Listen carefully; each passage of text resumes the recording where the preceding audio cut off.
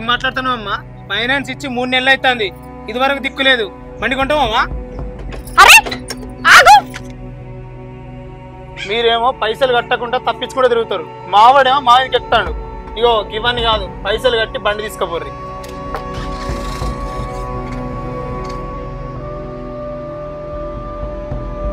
ప్రపంచంలో ఉన్న దరిద్రం మొత్తం మీ ఇంట్లోనే ఉన్నట్టు ఉంది.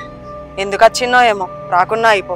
అమ్మో, 4 రోజులు ఉండడంటే నాతో కాదు కానీ వదినా, నా 50 లక్షలు రెడీ అయినాక నాకు ఫోన్ చేయి, వచ్చి తీసుకొని పోతా. లలిత, ఇంకా ముందు బాగున్నాయి. ఎప్పుడు అడుగుతా ఉంటావు కదా నువ్వు నెలకి ఎన్ని కిస్తులు కడతావని. ఇప్పుడు నీకే తెలుస్తుంది.